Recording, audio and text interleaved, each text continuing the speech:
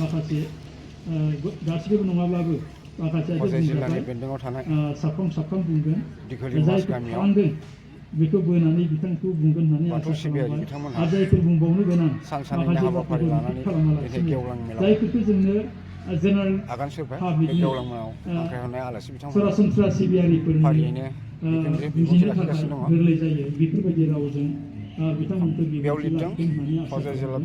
जोबनायाव हजाय जिल्ला दुलाराय बाथौ गौथुमनि गाहाम हामलायनानै आंनि सुंद' बिबुंथिखौ एसेयावनो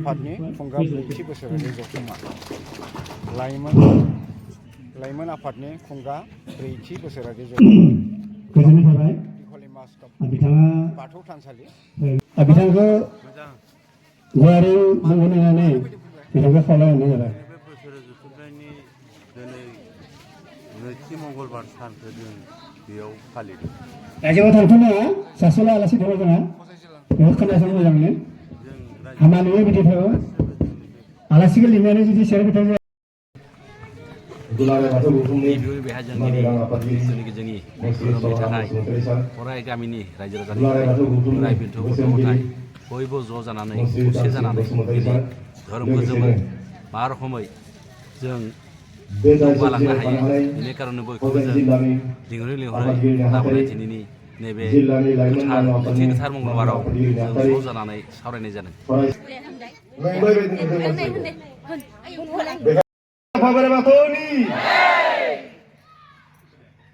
गैया बकलियावनो खोनायाखै एबार थांगोन ना जय आफा बोराइ बाथौनि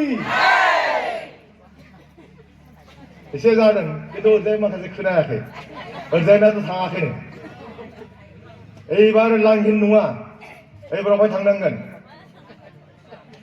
हजाय नगाव जिल्लायाव खोनाहैनाय जानांगोन। जय आफा बोराइ बाथौनि जय आफा बोराइ बाथौनि जय आफा बोराइ बाथौनि जय नैथि मंगलबार गोथार बाथौ साननि जय नैथि मंगलबार गोथार बाथौ साननि जय हजाय जिल्लानि जय हजाय जिल्लानि साबायखर मेङाखै हजाय जिल्लायाव बाथौनि महासभायाव जों फैनानै जोबोद गोजोननाय मोनदों। साबायखर सोरां लानो हानाय जानांगोन। बर' माहारि बाथौ सिबियारिफोरनि दिनै गोथार बाथौ सान मागो दाननि नैथि मंगलबाराव बर' माहारिनि जिथुनिखि बाथौ सिबियारिफ्रा मोनसे गोथार सान हिसाबै फालियो आरो बे इसोरनि सेराव बिथांमोना फोथायनाय दङ आरो गावसोरखौनो इसोरनि सेराव बाउसोमनो हायो जाहाथे बे मोनसे सिनायथिया थाबाय थायो।